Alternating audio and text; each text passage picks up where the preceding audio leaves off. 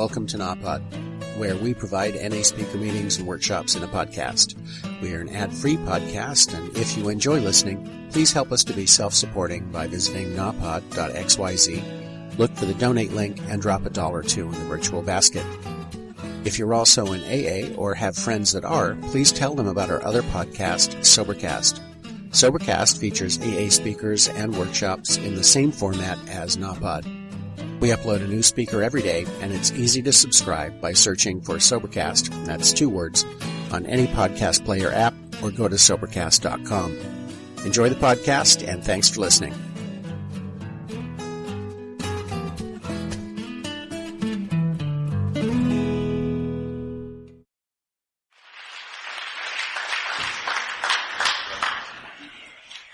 I'm an addict. My name is Jimmy. I want to begin by thanking the giver of a gift. I want to thank God for the gift of recovery and for the opportunity to say thank you. Thank you to Narcotics Anonymous. Thank you to my predecessors. Those people whose hard-won experience sometimes gets overlooked. I have a lot of respect and admiration for anybody who has been a service to this fellowship either before me or after me, because it is service that helps us come together and keeps this thing alive. It is in the spirit of giving, in the spirit of selflessness, that this is all possible. I want to thank the convention committee for all their selfless service, for all the maybe differences that they had during the convention year, learning to be disagreeable, right? We have to learn to disagree without being disagreeable. And I'm speaking from experience. I've served on our convention committee back home for the last 10 years. And so I want to applaud the convention committee for the wonderful job that they did this weekend.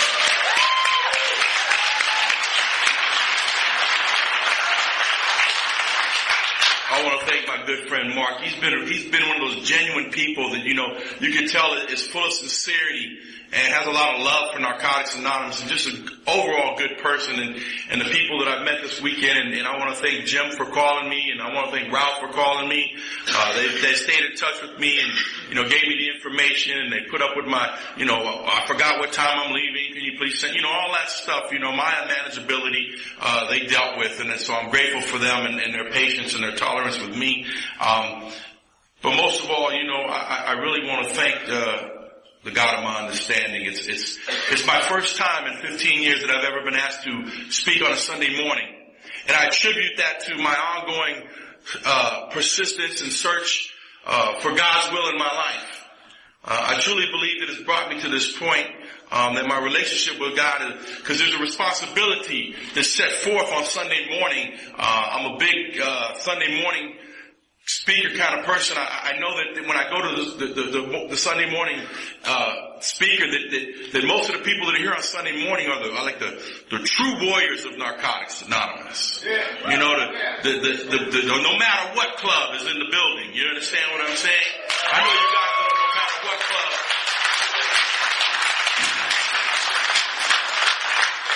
And I have to understand it. I recognize that this is a celebration and not a graduation, and that we leave here. And what happens for me on Sunday mornings, I don't know about anybody else, but there's been such a wonderful weekend, and the expectations were high, and I've had so much love and hugs, and everybody's here. And then when it ends, I kind of go through this grieving process. I kind of come down.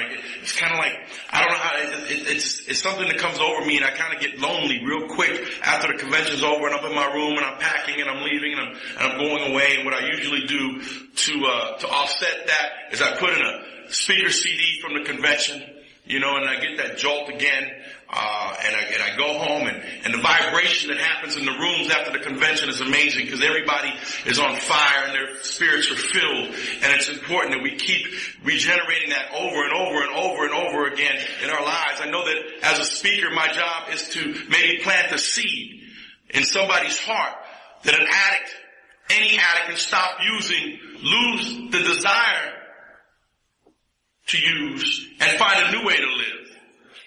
And it is your responsibility as trusted servants and as home group members and as sponsors to water the seed. It's my responsibility to plant it. It is your responsibility to water it. And that's what my predecessors have done for me. That is what my home group has done for me. That is what my sponsor has done for me. This morning I got up and the first phone call I made, I called a dear friend of mine in New York. His name is Raymond R., who I love dearly, who has made an impact on my life. And I believe he's one of the significant reasons people that's been in my life, that relationship, of why I'm up here on a Sunday morning. Because I have such an admiration and a love for the relationship that he has with God.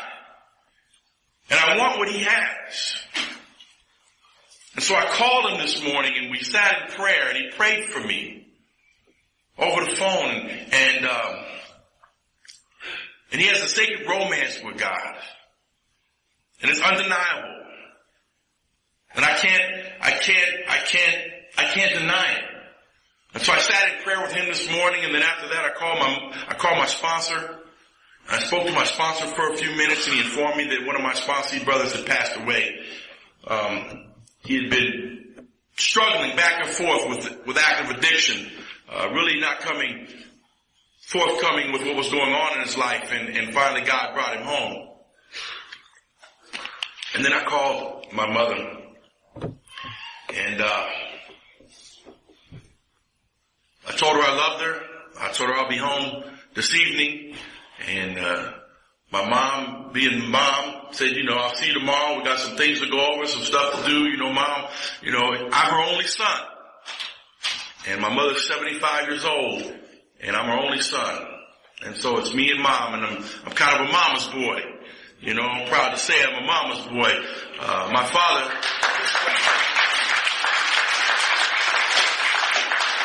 passed away when I was 20 years old, and I was in active addiction. And so really, it truly has been me and mom, and you guys truly are my family, because I have half brothers and sisters on my father's side, but truly, you guys are my brothers and sisters. Because I spent so much time, all of my holidays and all my special times in life for the last 15 years have been spent with you. I spent many nights in marathon meetings over the holidays and Thanksgiving and over over different holidays. And so it's been important that I've cultivated relationships with other people. And my clean date is December the 12th, 1995, which tells you that I got clean right before a whole group. There was New Year's Eve, and there was Christmas Eve, and so I had to deal with all these emotions of being clean through these tough times of people that usually celebrate. And the way that society celebrates is they usually make a toast. Or the way I used to just get obliviated. I didn't need a holiday to have an excuse to be sideways, you understand? But it was a tough time because it called for the gathering of family and stuff like that. And throughout the years, once that young child who grew up with a lot of love and a lot of guidance, my mom and dad did the best that they could as I was growing up as a young child to provide for me. My mother was a hard-working woman. My father was a hard-working man. They were just two simple people who provided, who had a child. And my father had the disease of addiction. And in spite of his disease, they did a wonderful job at raising me, regardless of the brokenness. And sometimes I do an injustice to that, because I can get up here and talk about all the brokenness and talk about the brokenness and talk about the brokenness and not recognize that all along God had his hand in everything. My mother was born in the Boot Hill of Missouri. She was a little country girl. Used to pick cotton as a child in the fields. My father was born in a little town called El Salto, Mexico. He was the oldest of all of his brothers and sisters. He didn't speak English very well, but he was gifted with the gift of music. And my father had a beautiful voice, and he could sing. And he was a very loving father. But he wasn't the kind of father that took me camping, or he took me to the ball game, or supported me in any sports activities. That wasn't my father's makeup. He just wasn't raised that way. And so mom and dad did a very good job of raising me, but during the course of being a child, I was at the expense of our husbands, our wives, and our children. Addiction ravaged my household, and it separated my family at a young age, and my mother had to raise me by herself for a short period of time. And what had happened during that course of that time was when I was growing up and I was at a young age and I was easily influenced and I was looking for love and acceptance. And I seemed to find love and acceptance in a lot of different places. And I started to have an attitude of apathy, as our literature describes it. And I remember as a young kid starting to accept punishment as just a way of life. I was just going to get in trouble. My mother was the kind of mom that disciplined me, and she was loving, but there was times where, if there was a Hot Wheel track laying around and my ass got out of line, pow! That's just what happened.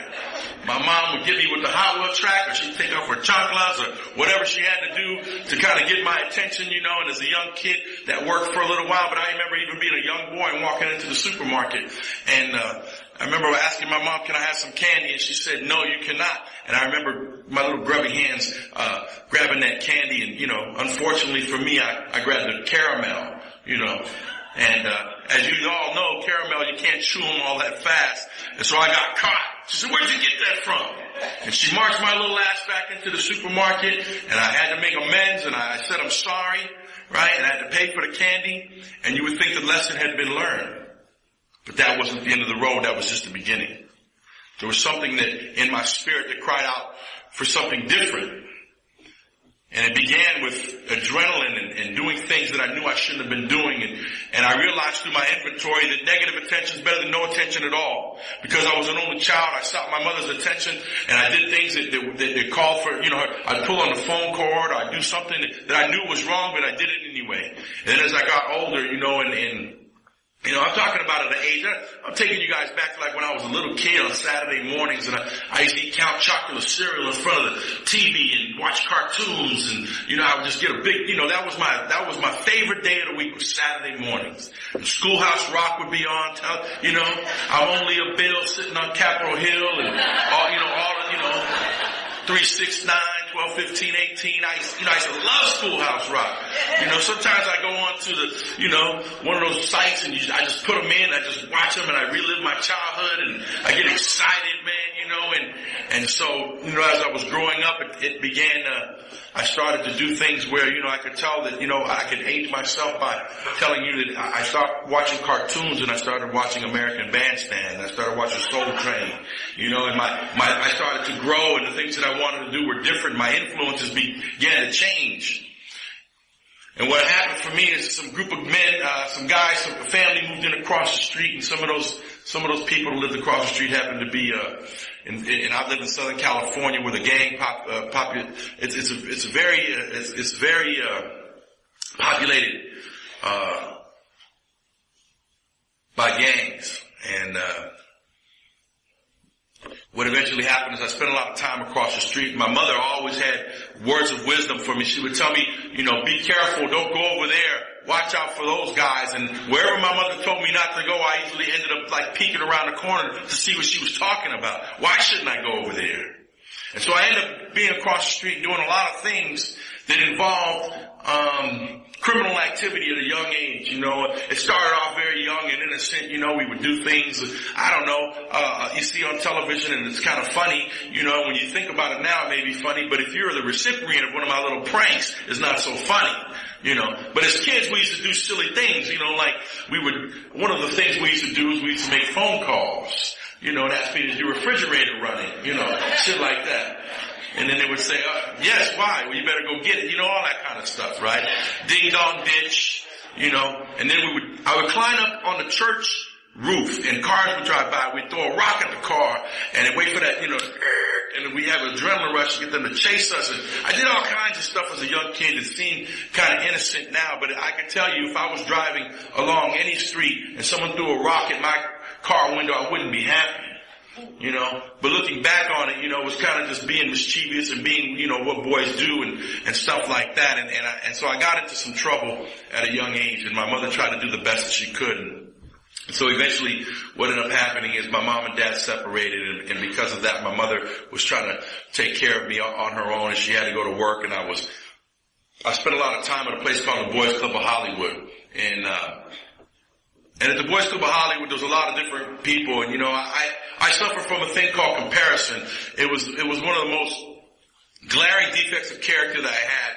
And as a young child, when I was 11 years old, I wanted to be 16. And when I was 16, I wanted to be 21. I was never content or happy with where I was at. I could never be comfortable in my own skin. I always wanted more, and it was never enough. And I had that thing inside of me, and I didn't recognize that I had the disease of addiction. I didn't realize that I had never outgrown that, the triangle of self-obsession talks about it best. And I had never outgrown that my wants and needs became demands.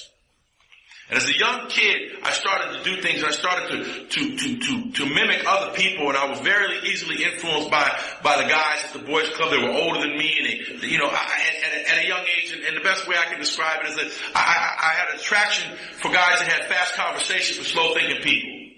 Right?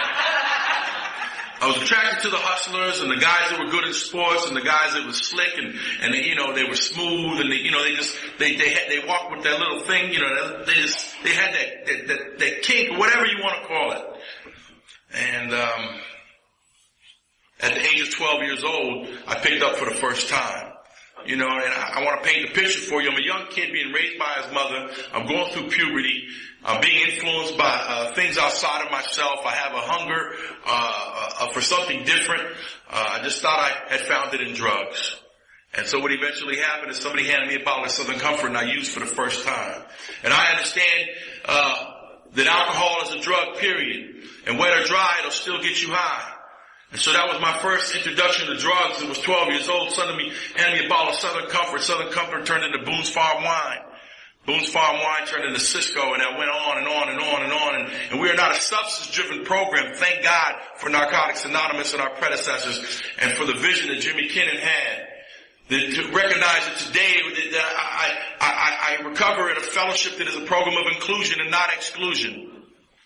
That I go to meetings with young people, man, that come into this fellowship that never even used the drug alcohol. That they came here using stuff like Special K and Ice and GHB and Oxycontin. And there's all these different type of drugs that are ravaging their lives and separating them from their families. And they come in here and they recover in an environment that is inclusive, not exclusive. And I'm grateful for our language, and it's important. And it's important that I had an understanding of that, and I'm grateful for my sponsor that explained to that, and I'm grateful for the H&I do's and don'ts that tells us to explain our language. We are worthy of our own language. And so at 12 years old, I picked up, and I used for the first time.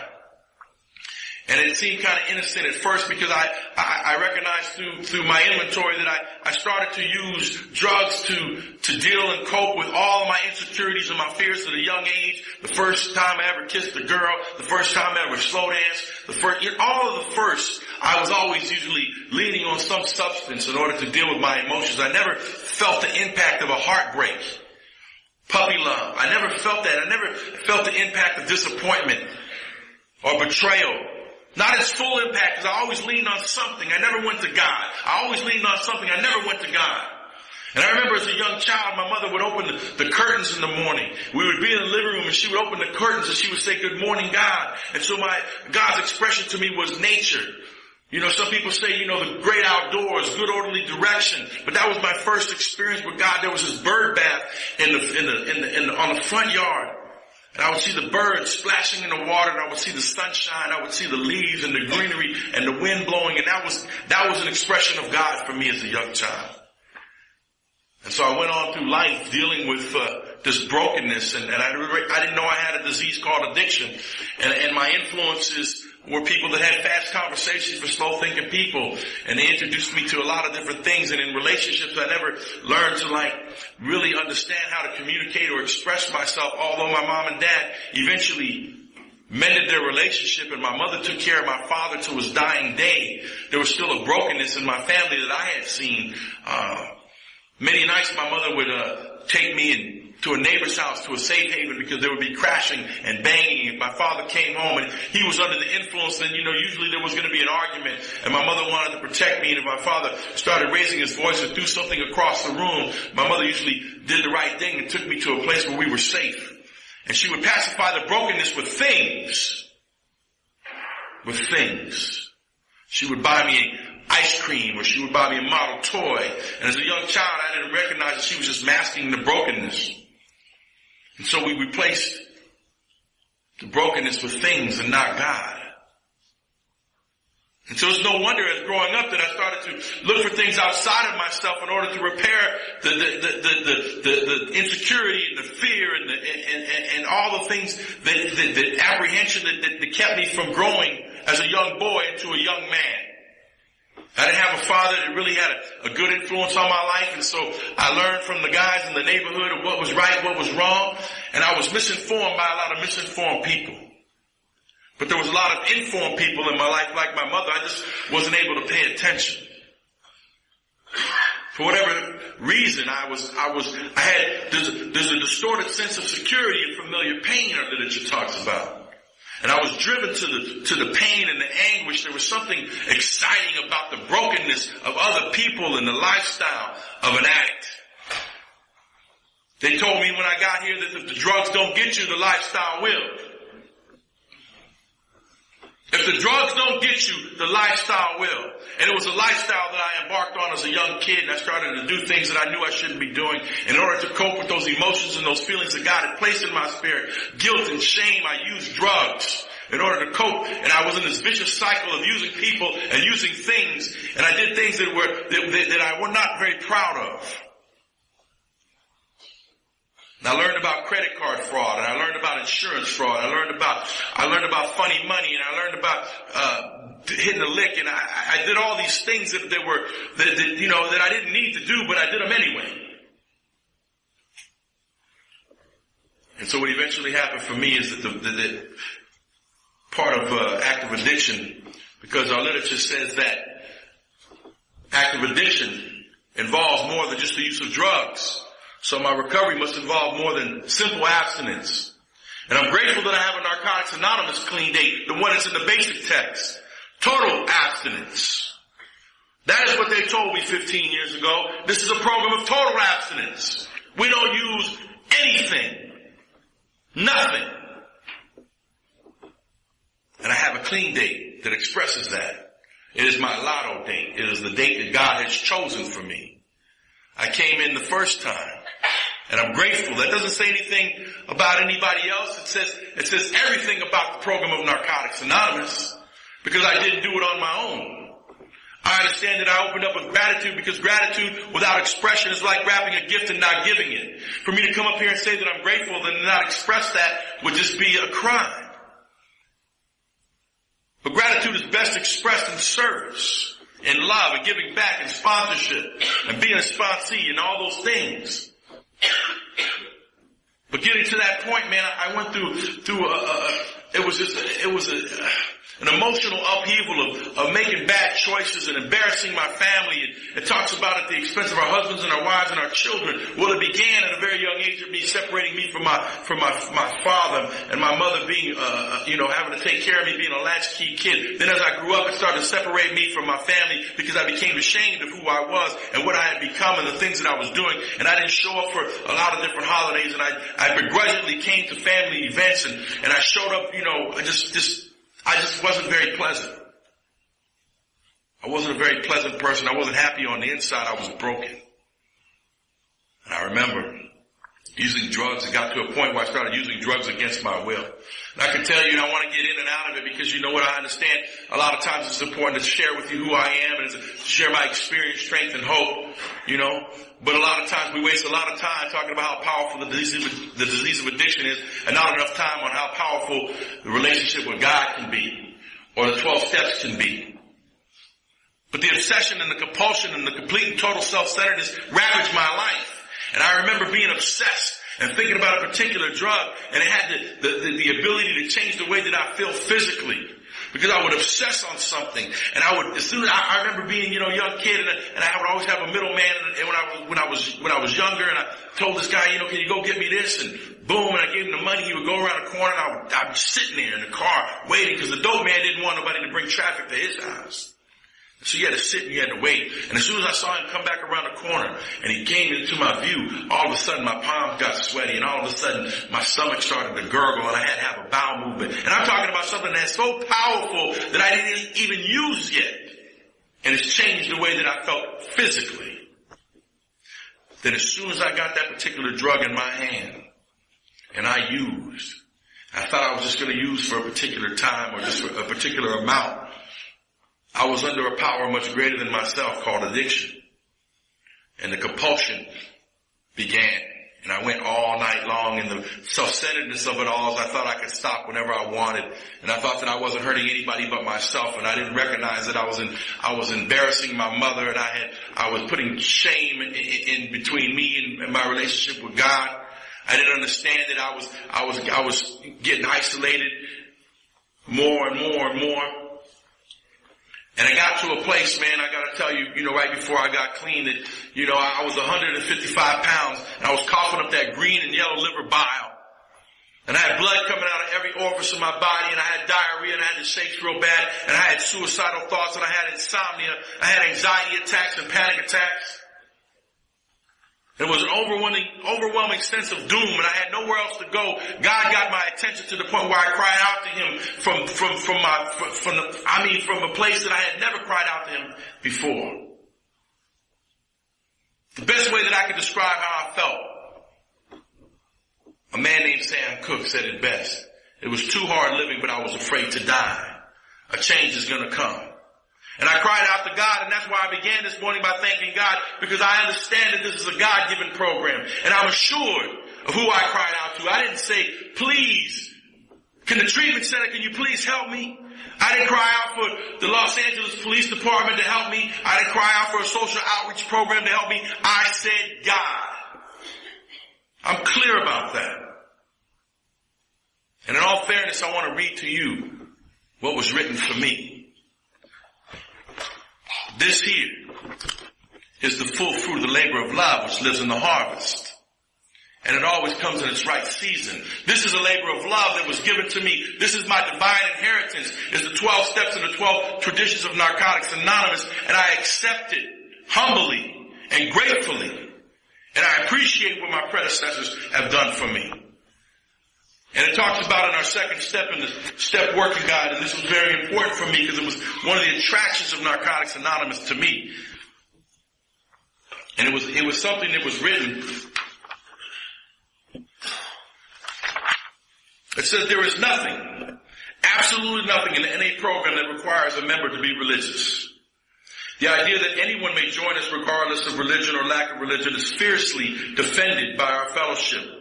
Our members strive to be inclusive in this regard and do not tolerate anything that compromises the unconditional right of all addicts to develop their own individual understanding of a power greater than themselves. This is a spiritual, not religious program. And so I don't have the right to come up here and shove God down your throat by any particular means or someplace that I go to worship. It's not that I'm not grateful for those things, and it's not that our literature doesn't ask us to pursue those things. For Narcotics Anonymous, I have to ask myself certain things. Is what I'm going to share going to unify us or divide us? And we are a worldwide fellowship. And that's why we do not pray out in the Lord's Prayer. I don't think the Lord's Prayer would go over too well in Iran or Thailand or many of the places that our members have gone out to carry the message. And so we need to be a program of inclusion and not exclusion. And so I'm grateful for the neutrality and for the freedom that I've been given here. But it is important to be honest about my belief.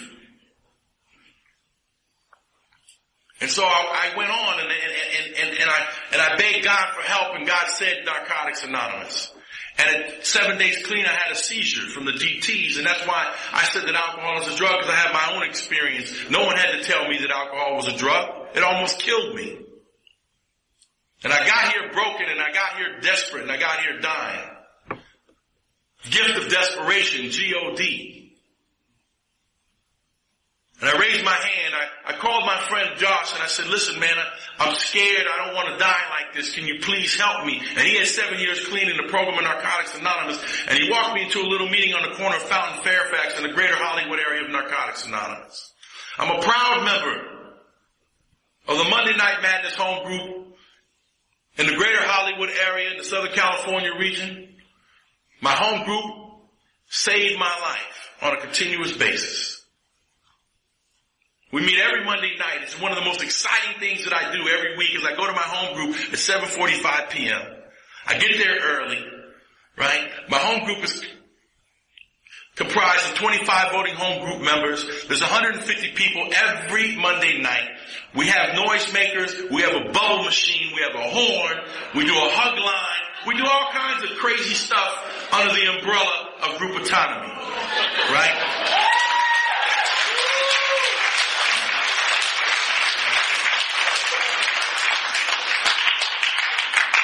We celebrate recovery, and it's attractive to most newcomers. And what happens is some people come and either love my home group or you can't stand it.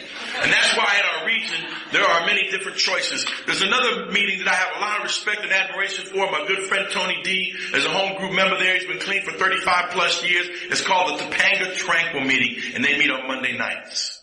And so you have Hollywood, Monday Night Madness, West End of the Valley, Topanga Tranquil. Pick your poison. Right?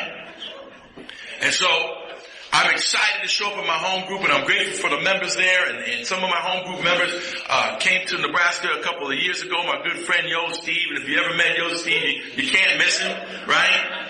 So he's one of my home group members, and he's one of my predecessors. He's one of the men that just took to me and showed me how to do this thing. And he's always made recovery very exciting, and he's taken a lot of risks in Narcotics Anonymous. And some people give him a bad rap, but I love him, because he's been good to me. And I don't take on other people's resentments, because I give myself permission to have my own experience with people. I am not swayed or motivated by other people's morals or values anymore. I will not bend or bow to the morals of other people. I have my own belief system. And the relationship that I have with God in these steps will take me to be the man that God wants me to be. And sometimes that's not going to be always in favor of other people or the fellowship of what people think I should do or not do.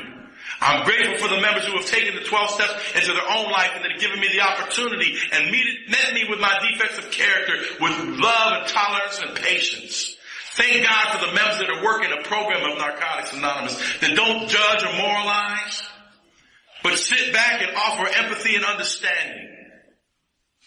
And I understand that we are diverse within our fellowship, and I'm not talking about race. I'm talking about we all suffer a degree of sickness and rate of recovery. Thank God we're not all sick on the same day.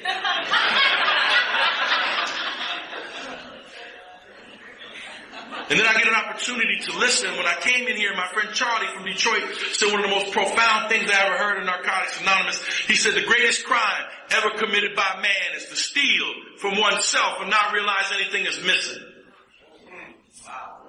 To be offered the 12 steps and to not take advantage of this gift that God has given me. To not pay attention when I come into meetings. To take it for granted that tomorrow is offered. To not stay in the moment. The moment is a gift, man. That's why we call it the present. And it's very hard for me sometimes to stay in the moment. And so I'm grateful that I started on this journey. I walked in that little room on the corner of Fountain and Fairfax amongst these group of men and women who the chairs were clattering in the hardwood floor. And it was in this little church, and they had pews, and that's where my recovery began. And I remember raising my hand at about 30 days clean because they needed a literature person at this group, and nobody was stepping up to the plate. It was a noontime meeting. See, I'm a noontime meeting guy. I don't know about you guys, but my heart is in the noontime meeting. My home group meets at night, but I still serve at the noon meeting because that's where the newcomers are. Those men and women saved my life, and I have a debt that I can never repay. And so I stay, and I'm of service, and I've had a service position in Narcotics Anonymous ever since I've had 30 days clean. And it's not because I'm wonderful. It's because I'm self-centered. It truly is. God has given me a platform,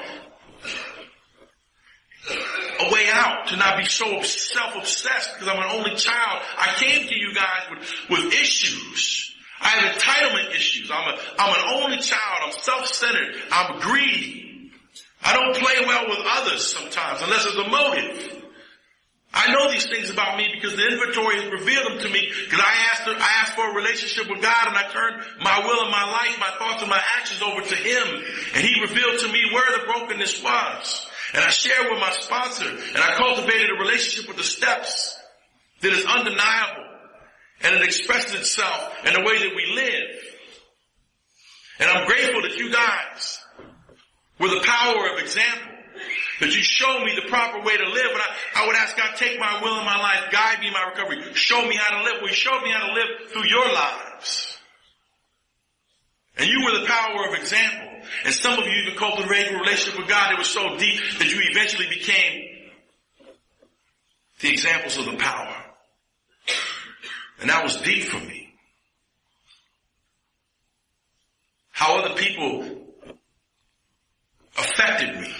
How they lived their lives, what they said, how they treated their children.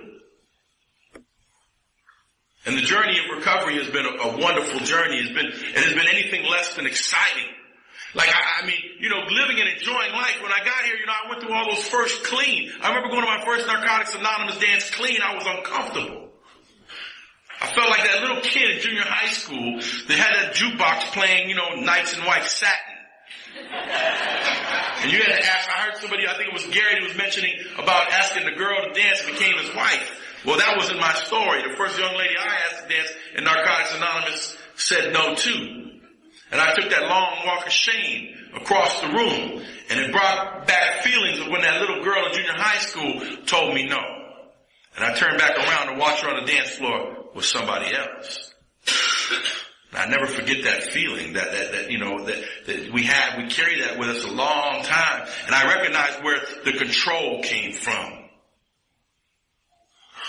Because I wasn't raised that way, but in every relationship that I entered into, I became this very insecure, controlling young man.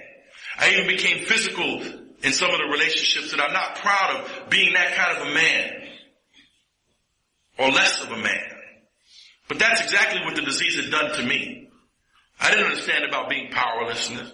I had no idea about any of those things. I didn't learn that at home. Although my father was violent to a certain degree, I never saw him put his hands on my mother. He would raise his voice, he would throw things, and my mother would take me to some place that was safe. But I learned that from the guys in the neighborhood. It just seemed to be the common theme. And so I came to you guys with a lot of issues. And I was broken. And I asked this man to sponsor me. I remember the first man I asked to sponsor me, he said no, and they told me to be vigilant about my recovery, man, to safeguard this thing. I needed somebody to guide me, and you know what? If you didn't have a sponsor, you had a fool for a sponsor. So I asked this man to sponsor me. He said, I want you to call me every day for 30 days, and if you can do that, at the end of 30 days, you have yourself a sponsor. And he made requirements of me. He made me go to every meeting, get phone numbers from people that had clean time. And he told me you needed to get a service position. And I want you to make sure that you have the basic text and it works how and why. And I want you to read the just for the day every day. And he would share things with me that weren't so pleasant. He wasn't so concerned about my feelings as he was about my well-being. He told me things like, God gave you 2 ears and 1 mouth. He probably wants you to listen twice as much as you talk.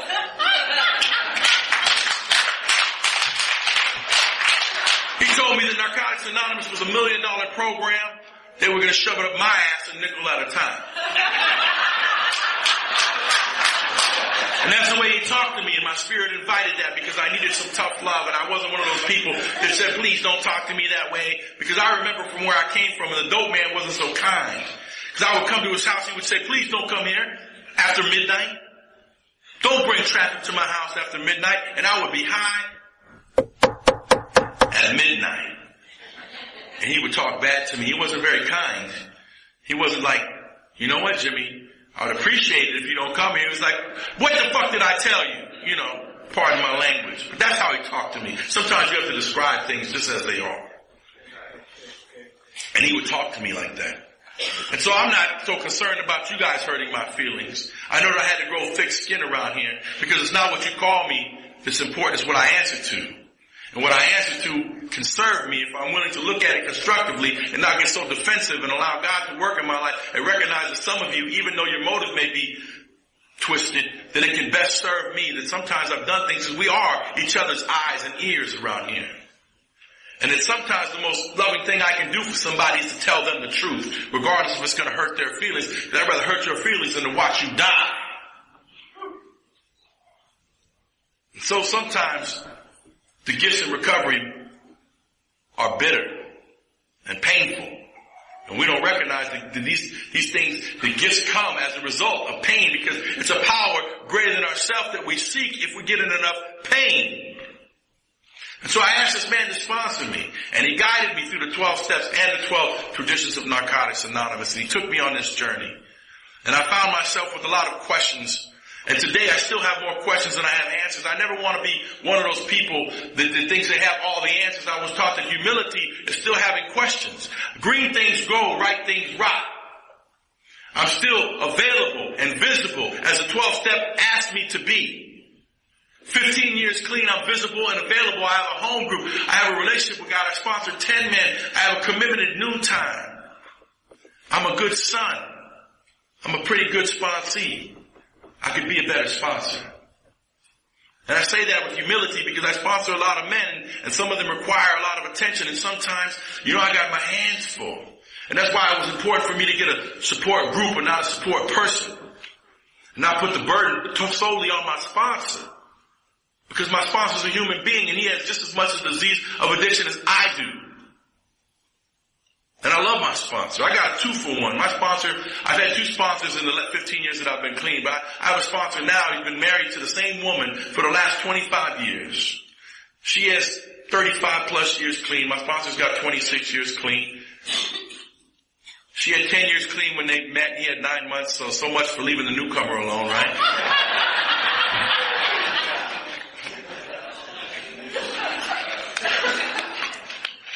And they've been together, and he has something that I want. And I'm grateful for my sponsor. I'm grateful for the love. I'm grateful for the people in Narcotics Anonymous that have tolerated me throughout the years. And I'm one of those people that's been involved in service. And I'm very opinionated. I'm very passionate. And sometimes I can be self-righteous. Sometimes I can be very arrogant. And sometimes I have to come back and make amends. But I know one thing's for sure, that I love this fellowship. And that I am in debt. And I owe amends to many people. I owe amends to my mother because it was my mother's heart that I broke most of all. And I stole things from my mother that you cannot replace. I took things from her like serenity and pride. That's why I called her this morning. I called the 3 most important people in my life. I call my friend Raymond, I call my sponsor, and I call my mother.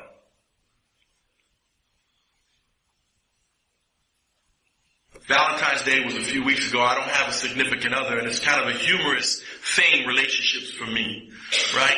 Valentine's Day was a few weeks ago, and I looked at this flyer that they had on the table, and it was an upcoming Valentine's Day event, and they had, couples. If you went to the dance and you were a couple, it was $10. But if you were single, it was $7, right? I said, ain't that, I'm getting punished for being lonely.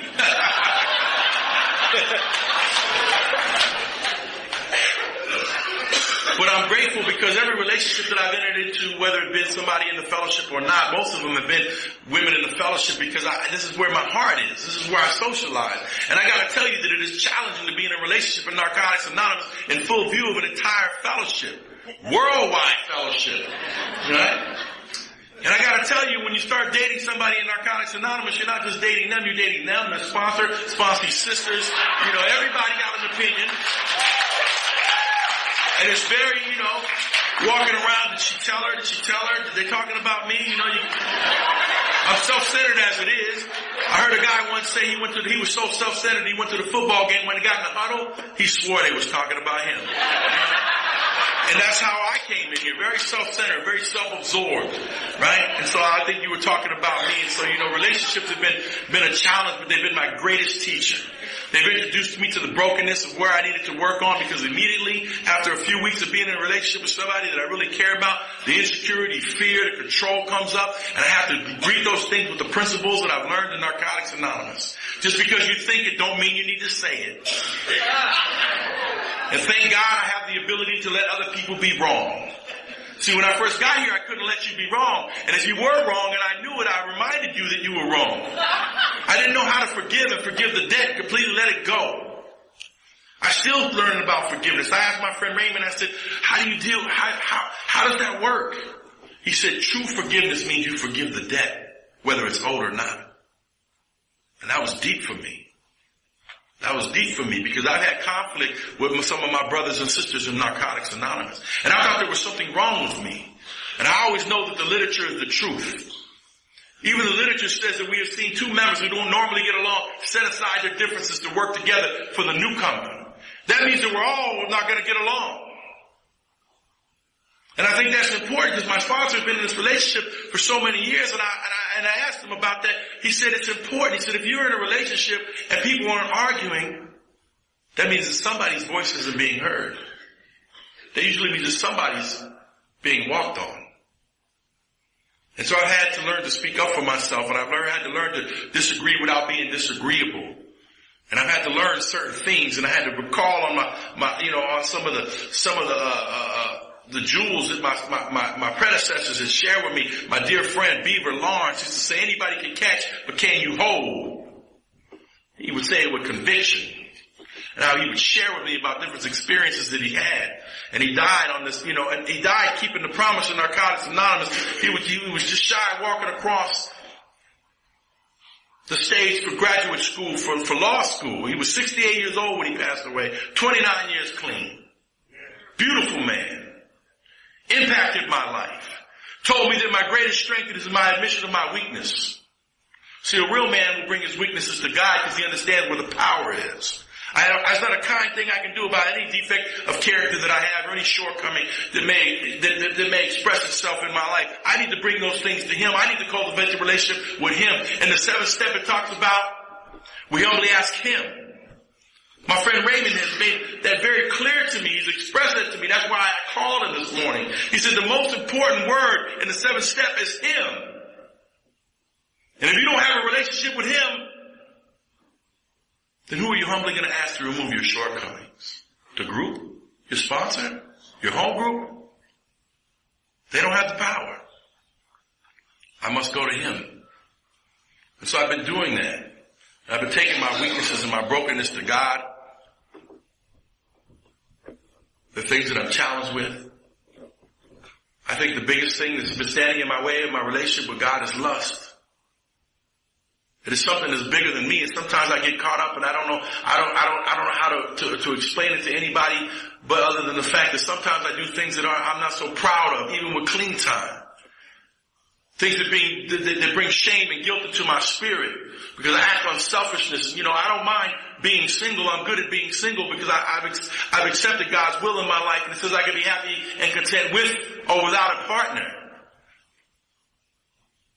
But sometimes I'm okay with just Mrs. Right Now.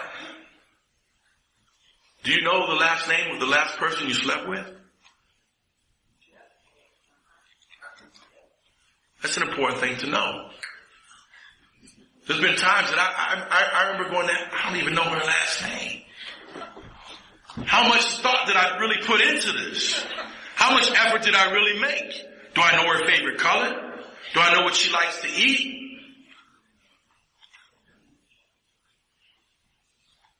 Just for today talked about rationalization. I can fall back on the principle of there's no robbery and a fair exchange. But then again, do I want more for myself? Raymond says I should look for a woman who loves God more than she's going to love me. And if you can find a woman that loves God more than she's going to love you, you're not going to have to worry about insecurity or fear or her cheating on you. Because if she has a relationship with God, she will be a woman of integrity. And I'm still learning. I'm still young at this in my mindset. And that's why I came here this morning for a quest to cultivate my relationship with my higher power and to ask God for help, because it's a weakness of mine that I understand. And there has to be an acknowledgement before there can be help. And I have to admit that there's a problem before there can be help. And then I need to allow other people to help me, and I need to lean on the experience of the fellowship and ask other people, please, can you express to me what was your experience? Not from a place of judgment or don't moralize with me, but tell me what your experience was. And so I have a deep place in my heart, a deep compassion, a deep place of empathy for anybody that's ever been in a relationship that has been just totally, completely unmanageable. Because I've been through several of those clean. with the inability to let go. They said, man, if you don't let go, you're going to get dragged. And I have to look for God in my life. In situations, someone said, if you want to find God, look in front of you and thank God. Look behind you. Look in front of you and trust God. Look behind you and thank God. Look around you and serve God. Look inside you and you will find God. And I had to cultivate that. If I'm moving forward, I need to trust God's will in my life. If I look behind me, I need to thank Him for all the times that He's taken me through. If I look around me, my best position, the highest aspiration of the human heart is to be of service to others. And if I look inside me, if I take the steps that go inward, I will find God. I just had to sort through the confusion and the contradiction in my life. I had to make amends. I had to pray. I'm here as a result of prayer. This morning I got on my hands and knees in the shower and I asked God for willingness. I asked Him for courage. I asked Him for wisdom. I asked Him for knowledge, and I asked Him for power. The power to carry His will out. What is God's will? They express it in the 11th step. It works how and why? To be happy with or without. Content, money, no money. Joy, beauty in my surroundings. Step working guide talks about God's will and what God's will is not. It says this: it takes a large amount of open-mindedness to begin to understand God's will for us. Many of us find it easier to identify what is not God's will for us rather than what is. This is absolutely fine. In fact, this is a great starting point that can lead us to a more specific knowledge of God's will for us. It says, first of all, and obviously, it is not God's will for us to relapse. We can extend this simple fact to conclude that acting in ways that might lead to relapse are also not God's will for us. So I have to ask myself, what am I doing? Is this something that they told me that, relapse is never an accident. It can and does happen. And that those who come in and out of the program, and they keep coming in and out, there's something so special about them that God is not done with them yet. He has a calling on their life. And it's something that they need to do. But sometimes we don't always listen to what God has for us. And so I applaud my friends and many people. It hasn't been my experience. Relapse has not been my experience, a physical relapse to drugs, but I've had definitely a lot of spiritual and emotional lapses over the last 15 years that have brought shame and guilt and self-loathing into my spirit. And I've had to open myself up to my sponsor and tell him the truth and talk. And sometimes I get enough courage to bring it to the group, and I can share with you about the embarrassing things that I went through. And I get an opportunity to share with others, and I give other people permission to talk about what's embarrassing and shameful to them. And what has happened for me, man, is I've aligned myself with the Spirit of God, and I try to lean towards people who are living and enjoying life without the use of drugs. I try to abandon self-loathing and self-righteousness and arrogance. And I've traded those things in for prosperity and abundance and love. And I've tried to step into my greatness and allow other people to shine by doing what is right. And our literature says that we emphasize our assets. We don't have to be embarrassed about the fine things in life that we come to partake in. As a matter of fact, we need to give people permission to do the same thing. Thank God for you people that came and shared your successes with me. Thank God that you came in here and you had enough humility. I'm telling you, humility. Humility is being right-sized. That means you don't play yourself. You don't downplay your assets. Matter of fact, you let them shine. Share with me your successes. Tell me about going back to school. Share with me about getting your first apartment. Talk about getting your driver's license. Talk about getting your children back. I met a young lady. I spoke in Columbus, Ohio a number of years ago, and I met a beautiful young lady named Stephanie.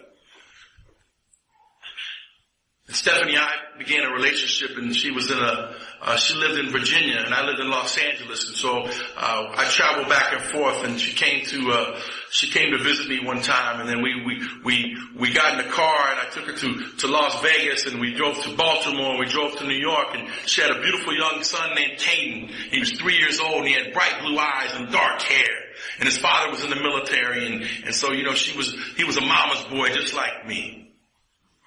Stephanie and I were in this long-term this long-distance relationship, and eventually what happened is the relationship ended, and there wasn't anything that was overwhelming. There was no yelling or no arguing. It just didn't work out. There just didn't seem to be enough time or enough passion between the two of us, and people have a right to change their mind.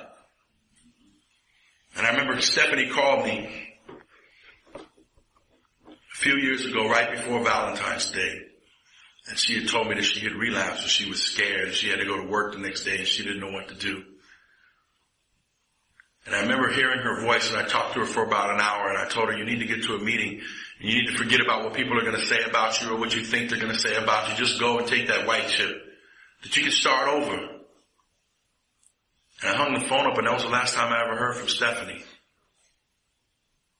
It was not shortly after that I received the phone call that she had overdosed from a heroin overdose.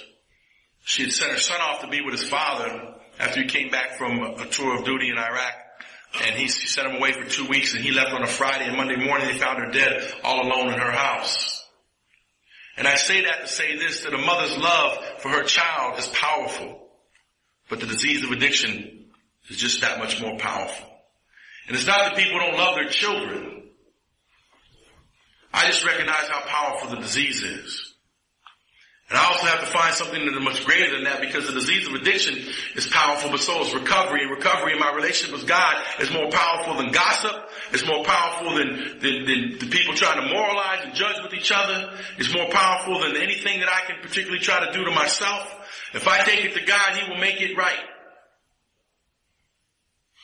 I get an opportunity to stay clean. If I stay clean, then I'm winning. If I use, I lose. For us to use is to die in more ways than one. And I recognize when I first came in, I'll tell a couple little things and then we'll get out of here.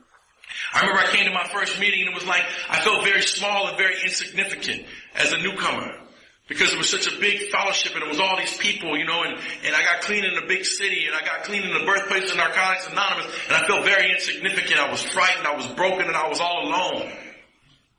And it's like a raindrop seems very small and insignificant, one little drop of rain. But when that raindrop falls into the ocean, it becomes part of something much greater than itself. Just like when the addict comes into a meeting and raises his hand and makes an admission, because you have to make an admission, because membership is not automatic when a person walks in the door. And so when I made that admission and I raised my hand, I became part of something much greater than myself. And 2 weeks ago, I was in South Carolina, and I've told this story before, and I'll tell it again. I was in South Carolina, and we were standing on the ocean out there at Hilton Head, and I was with a bunch of young people in recovery, and we're walking around, and there was these starfish on the ocean. They were on the sand, right? And I said, wow, I remember telling this story a number of years ago. And there was a story about this man who went on vacation, and he came along the beach, and every morning he would get up and he would jog along the beach, and he would look down the beach, and there'd be this other young man way down the way. And every morning the tide would pull back, and there'd be thousands and thousands and thousands of starfish laid along the beach. And every morning this guy would observe this other man grabbing these starfish and throwing them into the ocean. And there was hundreds of thousands of them. And every morning he would do the same thing, and every day he was compelled to do the same thing. And one day he walked up to the man and he said to him, what is it that you're doing out here? I don't understand. There's hundreds and hundreds and hundreds of thousands of starfish along the beach. You'll never be able to save all of them. So what does it matter? And the guy reached down and pulled up a starfish, and he says, to this starfish it matters, and he threw him into the ocean. And I think that's what we do here in Narcotics Anonymous, is that we carry the message. And we're not responsible for who it lands upon. But we have a responsibility to carry the message. We have a responsibility to take the 12 steps and the 12 traditions into our lives and serve from a place of acceptance and love. Not to serve from a place of self-righteousness and arrogance. If I'm doing service without taking the steps, then I'm doing a disservice. If I don't understand about group conscience, what's good for the group is good. We're never in competition with each other. Motive, doing the right thing for the right reason. All of that stuff it's imperative that I understand it if I'm willing to be a useful vessel that God is going to use to continue to serve in this fellowship. My friend Randy told this story a few weeks ago at my home group, and I asked him permission. I said, Randy, can I tell that story? Because it impacted me. It affected me.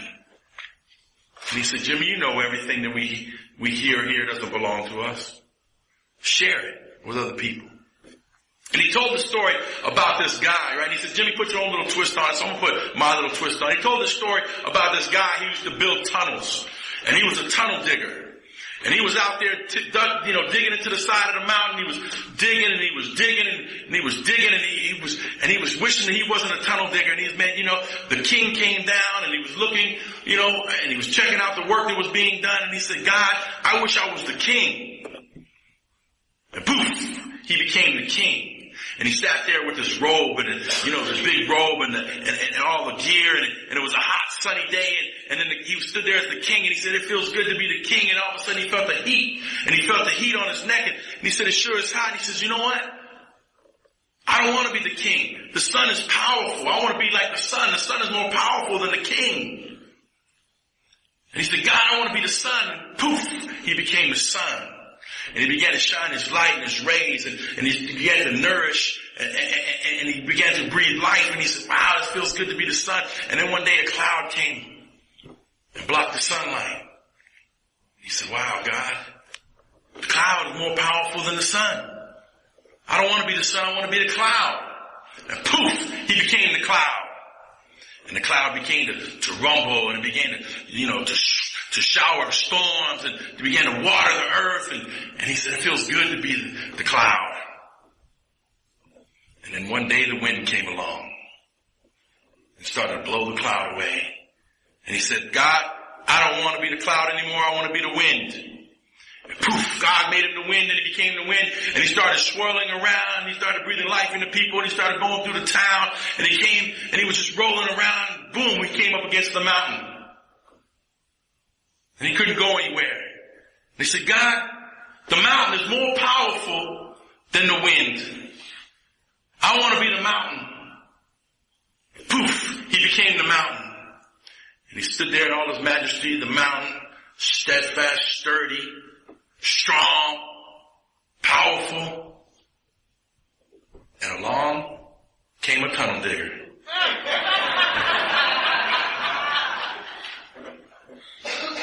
And he said, God, I want to be a tunnel digger. The moral to this story is the true value is in being ourselves. And then we all have a message to carry. And then everybody in this room has a story to tell. And it is your story that is your gift to us and is your gift to God. And it is your responsibility to carry the message to the addict who still suffers. And that addict may be the person next to you. It may be the person that still has to come. And the little meeting in our secretary on Wednesdays, we have put a chair in the middle of the room, and it's significant because that chair represents the addict who has yet to come, keeping our primary purpose and focus, and also remembering those addicts who have come and gone, who have touched our lives, the men and women, the shoulders who I stand upon, my friend Carmelita, my friend Beaver, my friend John. There were so many people that have touched my life, my good friend Khalees. These people, man, throughout the years that have loved me. Freddie Aquino, Bob Stubbe. These people that have showed me, man, they died, and they all died keeping the promise. They all died keeping the promise. Freedom is what we're trying to attain. Close encounters of the clean kind. Boy, I text my friends, they got a kick out of that, boy. You guys need the theme music. Dun, dun, dun, dun, dun. That would be hot. Come on, man. Step it up, guys. Let's do it. I hope that I shared something this morning that touched somebody's spirit. I want to just say this: if you're in this room and you're thinking about using, I'd rather you be in this room thinking about using rather than be out there using, wishing you were here with us. Thank you.